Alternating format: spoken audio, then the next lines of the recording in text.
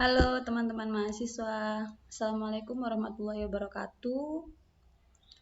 Salam sehat selalu ya, semoga kalian semua dalam keadaan sehat.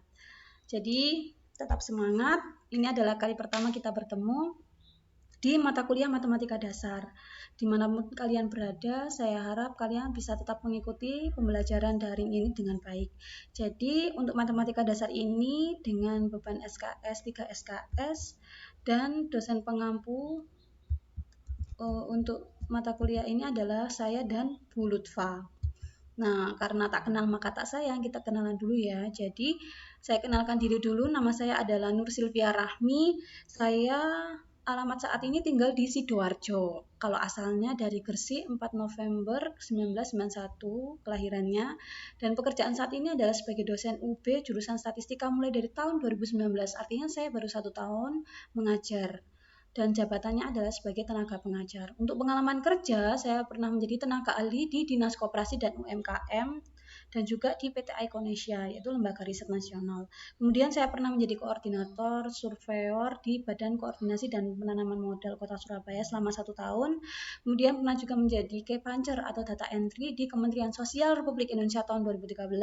Kemudian surveyor di PT Sinar Sosro, di MPM Honda Motor, produk dari konstruksi yaitu Bataringan Citycon, dari tekstil juga pernah jadi PT BHSTEK. Jadi saya mulai dari tahapan jadi surveyor, data interior, dan pernah juga menjadi sebagai analisis, data analis, dan sekarang sebagai tenaga pengajar.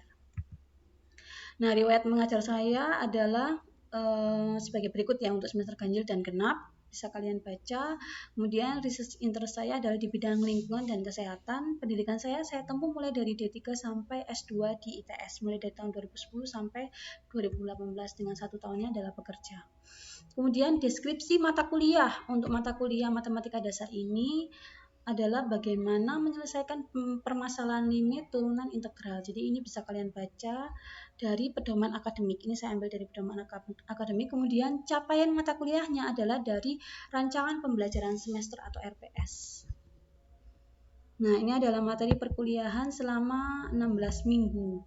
Jadi kan total pertemuannya nanti akan ada 16 kali dengan rincian sebagai berikut. Nah, dengan bobot penilaian nantinya akan ada tugas, kuis, UTS, dan juga UAS, responsi, dan sikap. Tetap ya ada aturan untuk penilaian sikap. Kemudian peraturan kelas dimulai sesuai dengan jadwal Kamis 10.15 sampai 12.55 karena 3 SKS. Kemudian akan diminta untuk mengisi presensi online. Kemudian memakai baju yang sopan, HP silent selama kelas berlangsung. Kemudian apabila ada mahasiswa yang tidak bisa masuk, misalnya karena izin, sakit, maka harus disertakan surat izin kepada dosen. Kemudian berikut adalah pustaka utamanya. Ada 3, namun saya tampilkan di sini adalah buku kalkulus Purcell karena sebagai referensi utama. Nah, kita masuk ke materi pertama, yaitu kita review dulu tentang sistem bilangan. Jadi sistem bilangan ada beberapa kelompok bilangan, yaitu himpunan bilangan asli, 1, 2, 3, dan seterusnya. Himpunan bilangan bulat dari min 3 sampai 3, artinya mulai dari min tak hingga sampai tak hingga. Kemudian bilangan rasional, bilangannya bisa dinyatakan dalam bentuk pembilang dibagi penyebut di mana P dan Q merupakan anggota bilangan bulat dan Q bukan sama dengan 0, tidak sama dengan 0. Kemudian ada juga bilangan irasional, dia tidak bisa dinyatakan dalam bentuk P per Q. Kemudian gabungan dari bilangan-bilangan tersebut adalah himpunan bilangan real. Nah, ini adalah notasi bilangan. Notasi bilangan bisa dinyatakan dalam notasi himpunan, notasi interval, dan garis bilangan. Untuk notasi himpunan dinyatakan dalam kurung kurawal. Jadi kurung kurawal X.2, X di mana X lebih besar dari A dan kurang dari B.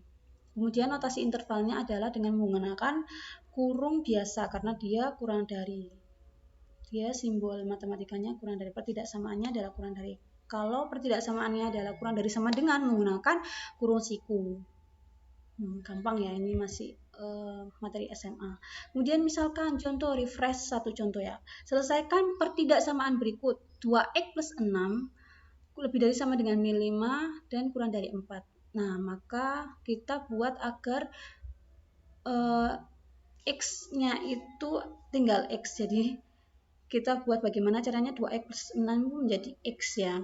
Jadi kita kurangi 6 dan kita kalikan setengah. Ya. Kita tambahkan dengan min 6 dan dikalikan dengan setengah. Sehingga himpunan penyelesaiannya adalah dari x min 11 sampai 1.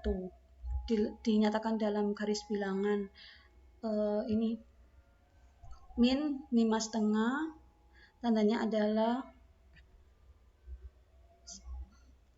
kurung siku dan sampai dia adalah min 1. Dengan notasi himpunannya x di mana x lebih besar sama dengan min 11/2 dan kurang dari min 1. Kemudian nilai mutlak bilangan real dinyatakan dalam notasi tagar tanda mutlak ya. X sama dengan x jika x lebih besar 0 dan x sama dengan min x jika x kurang dari 0. Berikut adalah sifat-sifatnya. Kemudian misalkan ya, kita kasih contoh selesaikan pertidaksamaan berikut.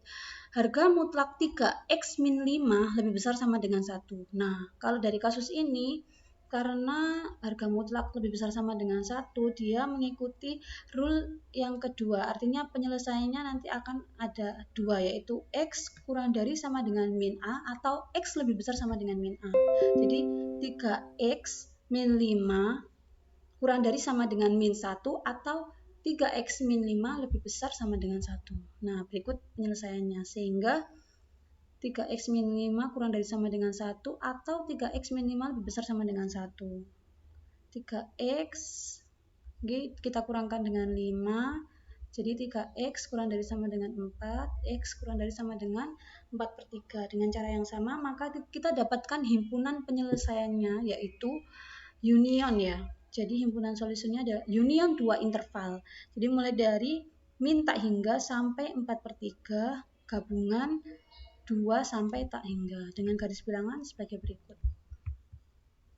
Nah, sekarang kita masuk ke materi fungsi, definisi dari fungsi. Suatu fungsi dikatakan sebagai fungsi apabila A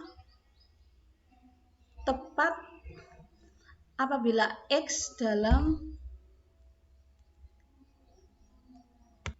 baik saya ulangi bahwa definisi fungsi A terhadap B adalah suatu aturan korespondensi yang mengaitkan setiap x anggota bilangan dari A yang selanjutnya disebut sebagai kodomain atau daerah asal tepat 1 terhadap Y yang merupakan anggota dari himpunan bilangan B yang selanjutnya disebut daerah hasil atau kodomain.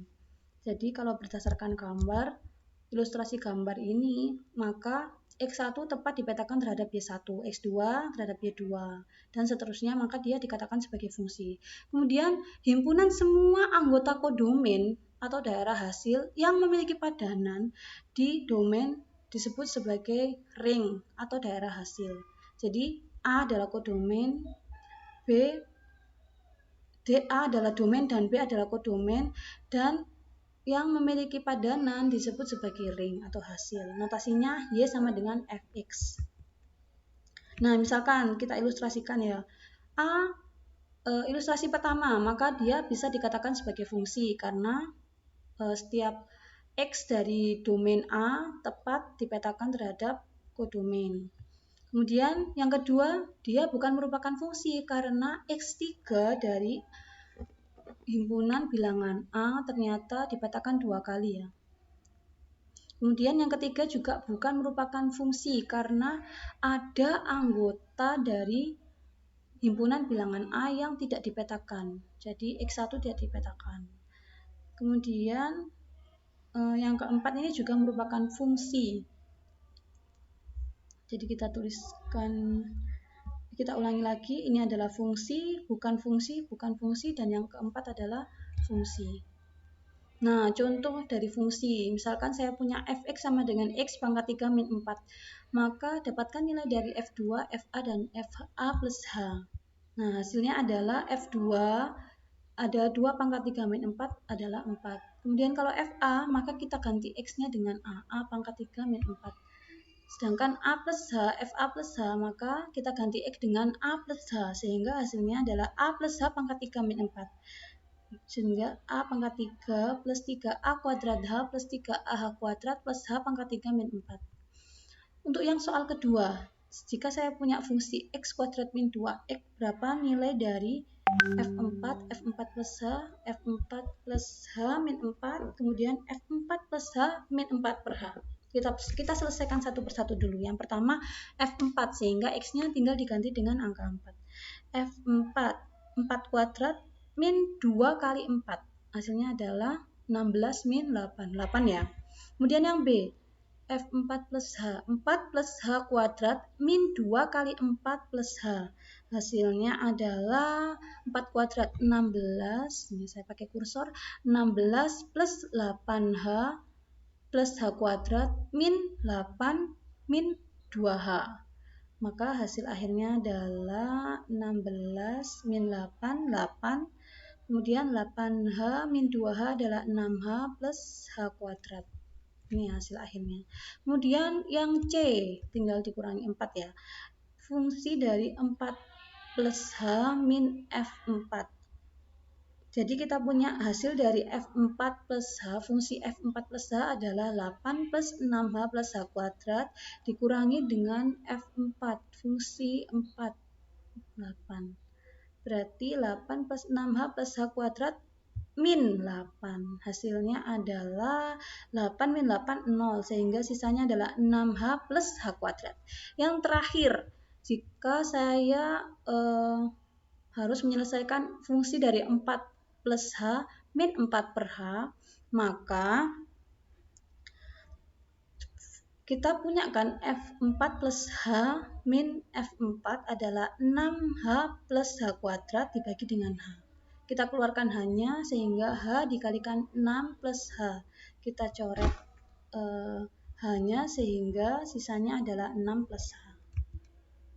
Nah, sekarang bagaimana cara menentukan domain dan ring? Daerah asal atau domain suatu fungsi adalah himpunan bilangan real sedemikian hingga fungsi tersebut terdefinisi. Pengecualian pada daerah asal biasanya disebabkan oleh pembagian dengan 0 atau akar kuadrat dari bilangan negatif. Misalkan fx sama dengan akar 9 min x kuadrat. Maka kita bagaimana cara menentukan domain dan ringnya? Nah, misalkan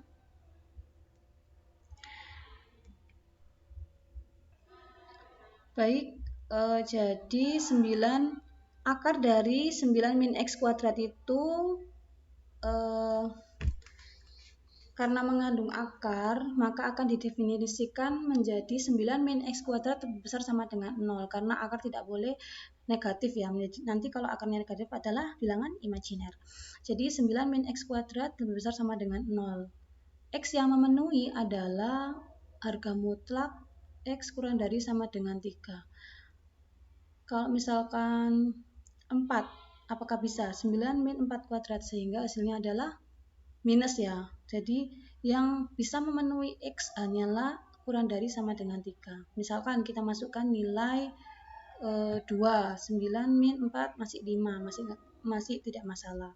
Jadi domainnya adalah harga mutlak daerah alami atau daerah asal, atau domainnya adalah fx, x di mana x harga mutlak x kurang dari sama dengan 3, atau dalam notasi intervalnya ditulis min 3 dengan tanda siku ya, kurung siku min 3 sampai 3. Kemudian untuk menentukan daerah hasil, kita contohkan dengan fungsi yang sederhana. Fx sama dengan x kuadrat plus 1. Misalkan domainnya ditentukan dari min 1 sampai 3. Maka daerah hasilnya adalah misal min 1 kita masukkan x-nya adalah min 1 kuadrat, 1 plus 1 adalah 2. 0 kuadrat plus 1 hasilnya adalah 1, dan seterusnya sampai 3 kuadrat plus 1 adalah 10. Maka domainnya mulai dari min 1 sampai 3 dengan daerah hasilnya adalah 1, 2, 5, dan 10. Seperti itu. Nah, ini contohnya. Contoh untuk menentukan domain dan ring. Misalkan saya punya fx sama dengan 1/x min 3. maka daerah asalnya tidak boleh sama dengan 3, karena jika dia sama dengan 3 hasilnya adalah 0. Ingat bahwa penyebut tidak boleh 0. Kemudian untuk daerah hasilnya adalah dengan sembarang nilai kecuali 0, maka hasilnya adalah rank F sama dengan himpunan Y, di mana Y tidak sama dengan 0 dan Y merupakan bilangan real, merupakan anggota bilangan real. Jelas ya? Jadi dari kasus yang pertama fx sama dengan 1 per x min 3, domain atau daerah asalnya adalah himpunan x di mana x tidak sama dengan 3 dan x merupakan bilangan real, dan rank F sama dengan Y di mana Y tidak sama dengan 0 dan Y merupakan bilangan real. Oke, yang nomor 2 sama dengan yang contoh yang sebelumnya ya, berarti penyelesaiannya adalah dengan cara membuat pertidaksamaan 25 min t kuadrat lebih besar sama dengan 0 karena dia di dalam akar, sehingga daerah asalnya atau domain dari f-nya, domain dari fungsi gt-nya adalah t, di mana T harga mutlak T kurang dari sama dengan 5 dan T merupakan anggota bilangan real, atau dituliskan seperti ini, dan rank F sama dengan U di mana U lebih besar sama dengan 0. Kenapa lebih besar sama dengan 0? Misalkan kita masukkan 5 boleh ya, berarti 5 kuadrat akar 0 berarti 0 lebih besar sama dengan 0. Misalkan kita masukkan 4, 25 min 16. Jadi akar 25 min 16 masih lebih besar sama dengan 0. Nggak mungkin dia kurang dari 0 karena akar imajiner. Kemudian yang ketiga, seperakar 9 min W kuadrat, maka daerah asalnya atau domain F-nya adalah dari min 3 sampai 3. Kalau misalkan kita masukkan nilai min 3 kuadrat sehingga akar 0, maka dia tidak boleh sama dengan, sehingga kurungnya adalah kurung biasa ya. Jadi min 3 ini tidak masuk nilainya. Boleh nggak misalkan misalkan 2,9 gitu ya, boleh. 2,9 boleh, tapi 3 tidak bisa karena dia akan menjadi akar 0. Dan fungsi 1 per 0 itu tidak ada karena hasilnya adalah 0. Kemudian daerah hasilnya dinyatakan dalam Z, di mana Z lebih besar dari 0. Nah, kemudian misalkan suatu fungsi dalam soal cerita, misalkan fungsi V yang terdiri dari variabel X dan D menunjukkan volume tabung dengan panjang D dan diameter, ini volume tabung dengan panjang X harusnya ya, ini panjang X. Baik, sudah saya revisi dengan panjangnya X dan diameternya D. Tunjukkan persamaan V atau fungsi V dalam variabel X dan D. Kemudian yang B adalah domain dan rank dari fungsi V, yang C adalah berapa nilai dari fungsi V jika X-nya sama dengan 4 dan D-nya diameternya adalah 0,1. Maka penyelesaiannya adalah yang A, fungsi V dinyatakan dalam X dan D, X-nya adalah X dan diameternya adalah Pi dikalikan D per 2 kuadrat, sehingga hasilnya Pi X D kuadrat per 4. Kemudian domain ring-nya adalah X dan D tidak boleh 0. Artinya, sehingga untuk domainnya adalah X lebih besar 0 dan D lebih besar dari 0. Kemudian ring-nya bagaimana? Ring-nya adalah mulai dari 0 sampai tak hingga. Kemudian untuk penyelesaian dari soal T, fungsi V di mana X sama dengan 4 dan diameternya adalah 0,1, maka hasilnya adalah Pi kali 4 kali 0,1 kuadrat per 4. Ini ya, jadi mulai dari persamaan A, fungsi A, kemudian kita masukkan nilainya, maka hasilnya adalah 0,01 Pi. Nah, ini adalah untuk latihan awal, masih sederhana. Jadi latihan yang saya berikan tidak akan berbeda dengan apa yang saya jelaskan. Nanti dicoba ada 6 soal, nanti akan kita bagi untuk yang urut absen ganjil mengerjakan ganjil dan urut absen genap mengerjakan genap. Jadi hanya 3 soal ya. Kemudian kita masuk ke sistem koordinat kartesius. Jadi sumbu horizontal itu merupakan sumbu X atau absis dan sumbu vertikal adalah sumbu Y atau ordinat.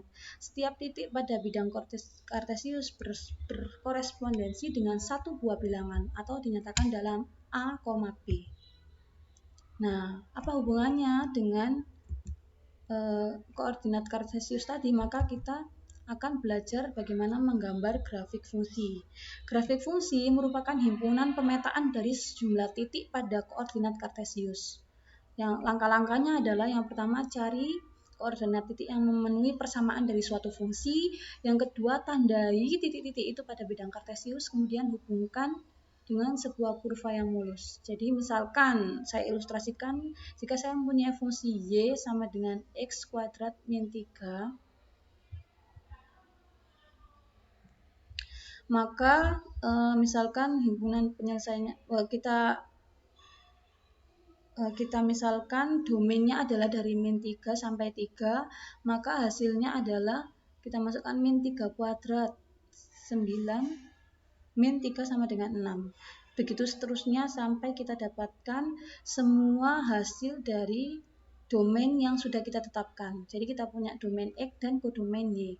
Kemudian untuk setiap pasangan hasil domain dan kodomain itu kita cari titiknya pada koordinat kartesius. Jadi X, Y min 3,6, maka min 3,6.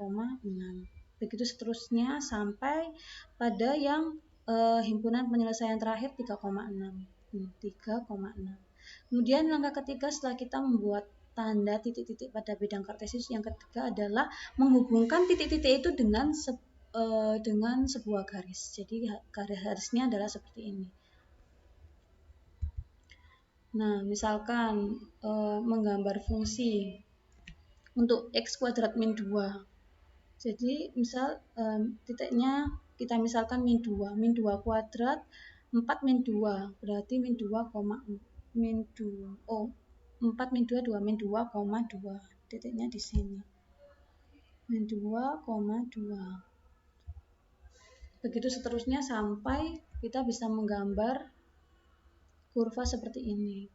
Untuk yang soal kedua, G sama dengan 2 per X min 1.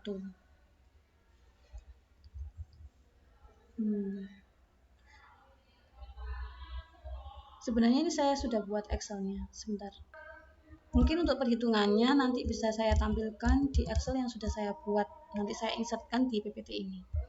Kemudian fungsi, berdasarkan harga fungsi ada fungsi genap, fungsi ganjil. Fungsi dikatakan fungsi genap apabila fx sama dengan f min x. Ya, jadi rumusnya ini. Kalau misalkan fx sama dengan f min x, maka dia adalah fungsi genap. Ciri lainnya bisa dilihat dari grafiknya. Jika dia simetris terhadap sumbu y, maka dia adalah fungsi genap. Contohnya adalah fungsi dari harga mutlak x. Nah, ini kan dia simetris terhadap sumbu y. Kemudian fungsi ganjil, fungsi dikatakan ganjil apabila min fx sama dengan f min x. Jadi kalau misalkan dinyatakan dalam garis grafik fungsi, maka fungsi ganjil selalu simetris terhadap titik asal atau 0,0. Misalkan ini ya. Nah, dia kan simetris terhadap 0,0.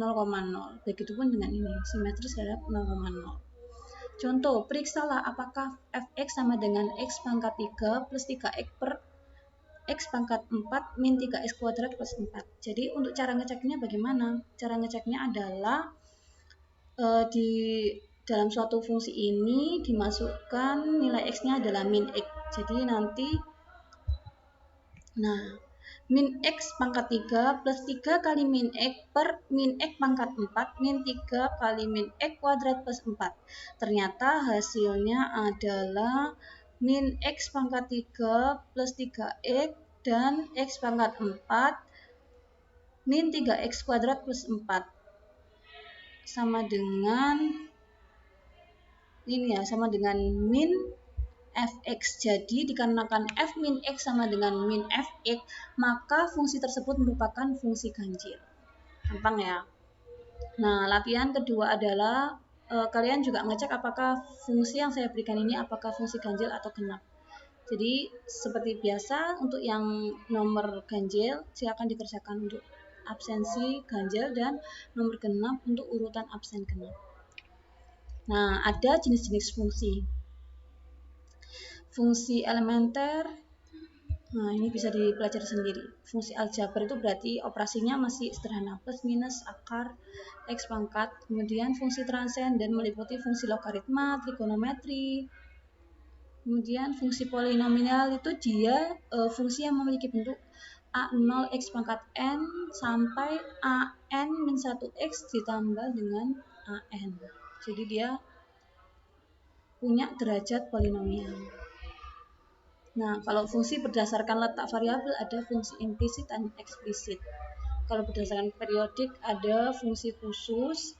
Kemudian misal fungsi khusus itu misalkan sin x, kemudian fungsi parameter misalkan dinyatakan dalam sebuah variabel tertentu, misalkan variabel t ya, x sama dengan at plus b. Itu fungsi parameter.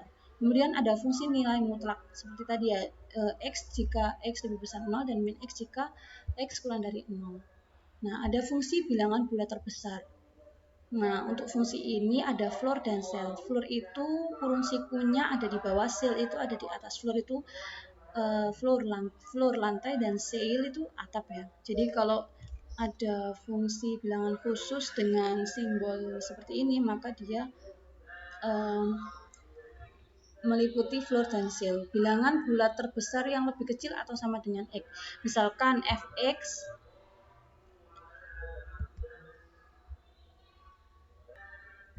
Oke, jadi misalkan saya punya fungsi fx adalah fungsi khusus dari x per 2, maka penyelesaiannya adalah misalkan saya memasukkan nilai x-nya adalah min 4.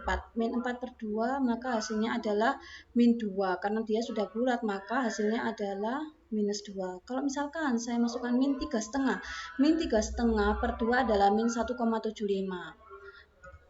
Hasilnya untuk bilangan kan dibulatkan, min 1,75 dibulatkan. Ada dua kemungkinan, dibulatkan menjadi min 1 atau dia dibulatkan menjadi min 2. Kalau dari garis bilangan bisa dibayangkan ya, min 2 di sebelah min 2 ada di sebelah kiri artinya lebih kecil dan min 1 ada di sebelah kanan atau lebih besar daripada min 2. Nah, kita pilihnya adalah cari yang bilangan bulat terbesar yang lebih kecil. Jadi kalau tadi ini min 2, ini min 1, berarti kalau misalkan lebih kecil kita pilihnya adalah yang min 2. Begitupun seterusnya. Misalkan kita cari yang nilainya lebih kecil ya, misal min 0,9. Min 0,9 per 2 adalah min 0,45. Untuk hasil min 0,45 bisa dibulatkan menjadi min 0 atau min 1. Kan bilangan bulat adalah satu nilai bulat ya. Menjadi 0 atau min 1. Berarti min 1 ada di sebelah kiri dan 0 ada di sebelah kanan. Artinya min 1 lebih kecil daripada 0. Sehingga kita memilih dibulatkan ke kecil menjadi min 1 bukan 0. Sebaliknya, misal kita masukkan nilai 2,1 misal. 2,1 per 2 adalah 1,05. Nah, pilihan untuk pembulatannya adalah bisa 1 dan bisa 2 ya, bisa 1 dan bisa 2. Nah, 1 lebih kecil daripada 2, maka kita pilih yang 1. Kemudian ini misal 3,9 per 2. Nah, mana kursornya? 3,9 per 2 adalah 1,95. Maka bilangan bulat yang mungkin adalah dibulatkan 1 atau dibulatkan menjadi 2, 1,2. Kita pilih yang mana? Sebenarnya secara pembulatan mungkin kita akan cenderung milih yang 2, tapi karena aturan dalam fungsi bilangan khusus adalah bilangan bulat terbesar yang lebih kecil, berarti 1 atau 2, maka kita pilih yang 1 karena dia lebih kecil. Gampang ya, sehingga garis bilangannya adalah seperti ini. Min 4, min 4, x-nya min 4, maka y-nya 2. min 1, min 2, min 3, min 4. Nah ini min 4, Y-nya adalah min 2. Sampai min 3 pun dia adalah min 2. Baru min 2 adalah hasilnya min 1 di sini. Dan seterusnya. Kemudian ada bedanya antara bulatan yang tertutup dan bulatan yang terbuka. Kalau bulatan tertutup berarti dia hasilnya masuk, tapi kalau bulatan terbuka maka artinya nilai itu tidak masuk dalam daerah hasil.